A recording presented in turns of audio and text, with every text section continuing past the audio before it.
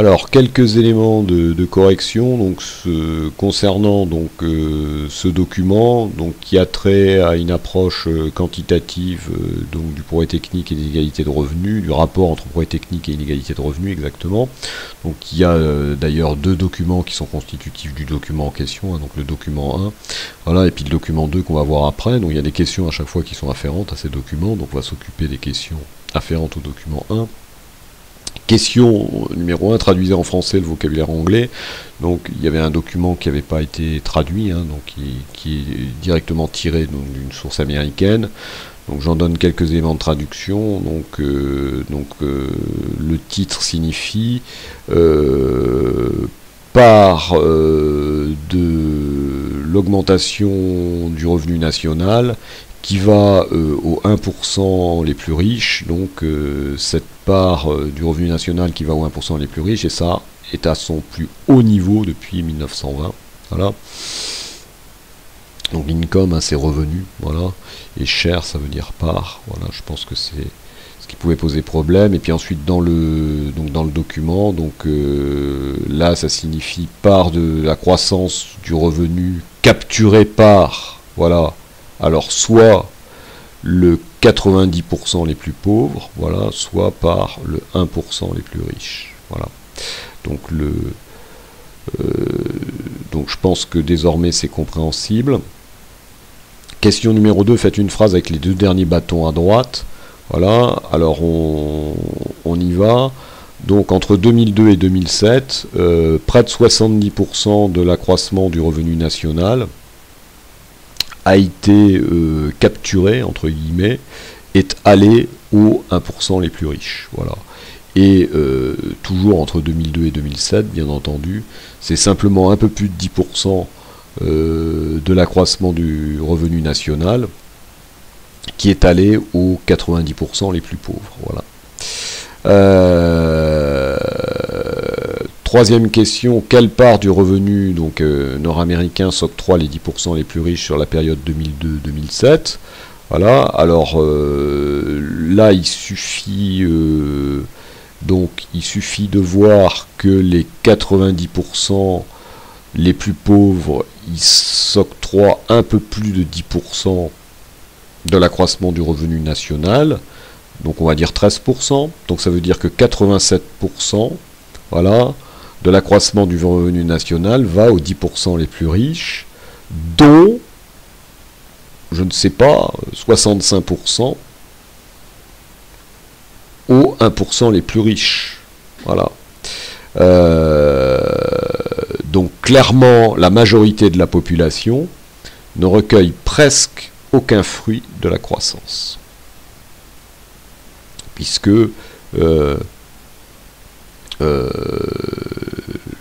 90% donc des Nord-Américains finalement ne recueillent que un peu plus de 10% des fruits de la croissance. Alors que nous dit ce document?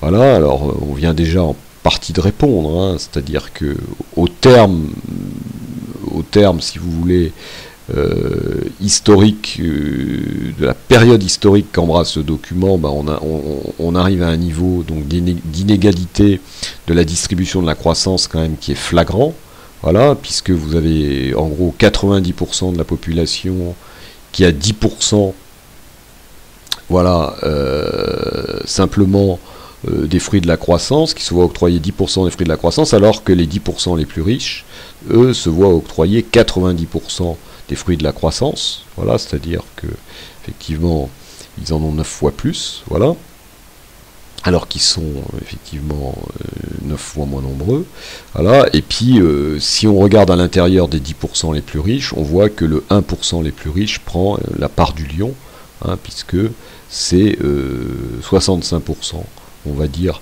de la croissance, donc sur la période considérée, qui va aux 1% les plus riches. Alors c'est conforme à ce qu'on observait dans une période réputée très inégalitaire, hein, donc qui était celle des années 20. Voilà, donc on a des chiffres qui sont similaires. Hein, donc on est l'Amérique du début des années 2000 est dans une situation similaire à celle finalement de l'après Première Guerre mondiale. Voilà, ou d'ailleurs, hein, je dirais du du début du 20e, ou de la fin du 19e, voilà. Et par contre, c'est pas symptomatique donc d'un maintien sur un siècle des inégalités de distribution des revenus, des inégalités de distribution de la croissance, c'est en rupture avec une évolution donc constatée, voilà, depuis la fin de la Seconde Guerre mondiale ou l'avant-Seconde Guerre mondiale, c'est-à-dire que donc il y a des politiques de redistribution des revenus, de diminution des inégalités de revenus qui ont été mises en œuvre donc à partir des années 30, ce sont les politiques, enfin c'est la politique Roosevelt, puis après la politique Kennedy. Donc on voit que par exemple, entre 60 et 69, 65% de la hausse du revenu national était distribuée aux 90% les plus pauvres. Voilà, alors ceci dit, c'est assez intéressant quand même à analyser, c'est-à-dire que les 90% les plus pauvres ne perçoivent pas à quote-part ce qu'ils devraient de la croissance. Ils devraient en percevoir, dans un strict point de vue égalitaire, 90%, ils en perçoivent que 65%, mais quand même, voilà, c'est pas 10%, ou un peu plus de 10%, voilà, et puis le 1% les plus riches, lui, en percevaient effectivement 10%. Alors là encore, dans une perspective égalitaire, je rappelle que le 1% les plus riches devraient n'en percevoir que 1%, c'est-à-dire que 1%, et il en perçoit un peu plus de 10%, c'est-à-dire 10 fois plus que ce qu'il devrait percevoir. Voilà. Alors on se rend compte qu'effectivement, des années 60, donc au début des années 80, il y a une diminution de la part de la croissance que perçoit le 90% les plus pauvres, voilà, donc c'est très très clair. Voilà. Corrélativement, il y a une augmentation, donc il y a une augmentation donc de la part que perçoit effectivement donc le 1% les plus riches. Voilà.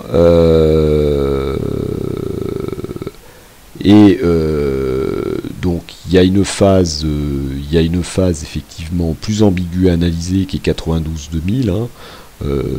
Donc ça,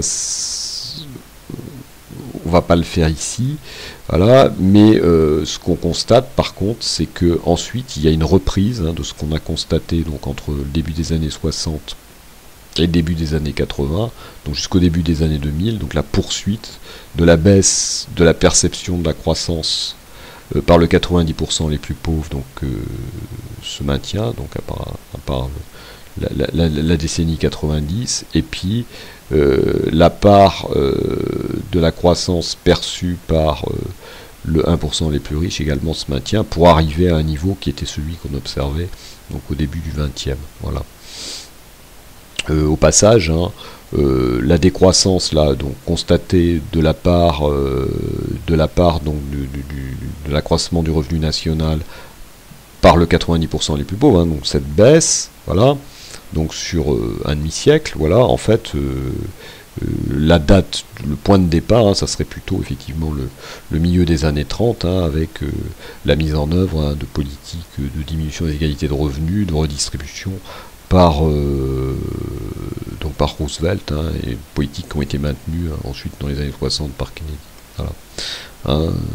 Donc voilà en gros ce que dit ce document, c'est assez intéressant. Voilà. Alors la question, alors pourquoi est-ce que j'avais effectivement proposé ce document, Alors bien entendu, ce document, il ne suggère pas que cette mutation dans la distribution donc de la croissance, de la croissance du revenu national, c'est-à-dire de la croissance du PIB, pour faire simple, est due uniquement aux progrès techniques, mais c'est de toute évidence un élément qu'il faut envisager. Dans le cours, on l'a fait, on a vu qu'il y avait d'autres éléments qui permettaient d'expliquer ça.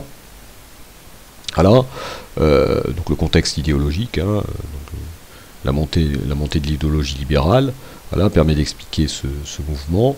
Voilà, et puis vous avez également le contexte d'une mondialisation croissante qui permet d'expliquer ce mouvement. Mais au moins, on est capable de le chiffrer. Alors, on va passer au document suivant, qui est un document intéressant. Donc c'est un document qui permet d'avoir une idée de l'évolution de la nature qualitative de l'offre de travail, voilà, donc sur un demi-siècle à peu près. Là, on va dire ça comme ça, un peu plus d'un demi-siècle, voilà, et sur l'avantage salarial que procure donc le travail qualifié de niveau universitaire. Alors c'est un document complexe à lire, hein, parce qu'on a deux axes désordonnés. Donc à gauche, on a la prime salariale aux études universitaires, voilà, donc ce qui correspond au point blanc. Et à droite, on a l'offre relative de travail qualifié de niveau universitaire, ce qui correspond donc au point noir. Voilà. Alors, faites une phrase avec le point noir en haut à droite. Donc on a un point noir en haut à droite. Donc le point noir en haut à droite, ça correspond à l'offre relative de travail qualifié de niveau universitaire. Donc on va pouvoir lire sa valeur sur l'axe des ordonnées à droite. Donc on va dire que c'est 0,7. Voilà. Alors compte tenu des éléments que j'avais fait figurer en note de bas de document, hein, donc l'offre relative de travail qualifié, voilà, donc le travail qualifié de niveau université, c'est l'offre de travail de niveau au moins premier cycle universitaire sur l'offre totale de travail. Donc on peut faire une lecture du point noir comme ça, c'est-à-dire qu'aux États-Unis, donc en 1996, 70% de l'offre de travail totale et correspond donc à un travail qui témoigne de la fréquentation d'au moins un premier cycle universitaire. Voilà. Alors c'est énorme, hein, parce que pour la petite histoire, les États-Unis ont très précocement massivement massifié leur enseignement universitaire. Alors leur enseignement universitaire de premier cycle, hein, essentiellement. Hein. Donc ça correspond donc à des études de niveau college, donc ce qu'en France on appellerait des BTS ou des DUT. Voilà. Donc en gros 2/3 de l'offre de travail aux États-Unis et de nature universitaire, au moins premier cycle universitaire. Faites une phrase avec le point blanc en haut à droite. Alors le point blanc en haut à droite, alors bon, je ne sais pas trop lequel je demandais, hein, si c'est celui-là ou celui-là, mais peu importe. Donc il faut aller le lire sur l'axe de gauche. Voilà, donc on va dire, ça fait 0,6 hein, au pif, hein, peu importe. Voilà. Alors, la lecture est permise par la note de bas de document que je faisais figurer. Donc la prime salariale aux études universitaires, voilà, c'est en fait le... Alors, je l'ai fait figurer comme un taux de variation en fait en unité. Hein. Donc c'est le salaire de quelqu'un qui a au moins un premier cycle universitaire sur un salaire non qualifié, c'est-à-dire qui n'a pas un premier cycle universitaire, moins 1, donc là vous retrouvez la formule d'un taux de variation. Donc ça signifie qu'en fait, en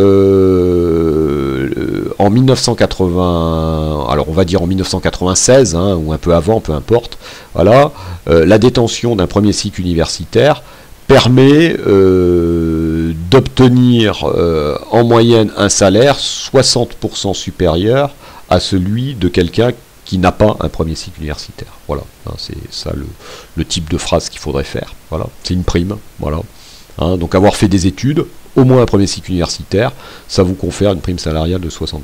Voilà. Alors maintenant, on va analyser en sa globalité le document. Que nous dit ce document ? Voilà, alors ce document, globalement, il nous dit, on voit bien, donc qu'il y a une corrélation positive entre prime salariale aux études universitaires et offre relative de travail qualifié de niveau universitaire, c'est-à-dire que, on va dire, sur un demi-siècle, voilà, et puis en particulier depuis le début des années 70, la prime salariale augmente fortement, voilà, on peut presque dire presque double, voilà, hein, chose comme ça, voilà. Et ce alors même que donc la prime salariale presque double, parce que là avec mon surligneur j'étais pas très clair. Voilà, c'était les points noirs, hein, je surlignais, donc j'étais pas très cohérent. Voilà, et en toute rigueur d'ailleurs ça serait, parce que je disais depuis le début des années 70, mais c'est un petit peu ambigu parce qu'il y a eu une phase quand même. Voilà, mais depuis le début des années 80 par contre il n'y a pas d'ambiguïté. Donc la prime salariale se développe considérablement, elle presque double, ça par contre je maintiens. Voilà, et ce alors même que l'offre relative de travail qualifié de niveau universitaire se développe fortement. Voilà. Alors qu'est-ce qui est a priori surprenant? Ben, ce qui est surprenant quand même, c'est qu'il y a un développement conjoint entre guillemets du prix du travail universitaire, voilà, du prix du travail universitaire, voilà, donc c'est la prime qui progresse, et de son offre. Or théoriquement, quand l'offre d'un bien progresse, voilà, si la demande reste stable, bah, son prix devrait diminuer. Donc là, le seul moyen d'expliquer ça, voilà, alors c'est qu'est-ce qui est a priori surprenant, donc comment l'expliquer? Bah, le seul moyen d'expliquer ça, c'est qu'en fait, la demande en travail universitaire excède donc la croissance de l'offre. La croissance de la demande en travail universitaire excède la croissance de l'offre. Et alors ça, à quoi c'est dû? Voilà, bah à quoi c'est dû? Bah notamment, effectivement, au développement du progrès technique. Ça, on va le voir dans le polycope du cours, développement du progrès technique qui exige une main-d'œuvre de plus en plus qualifiée. Voilà. C'était l'objectif de ces documents. Voilà. Donc, je pense avoir dit l'essentiel.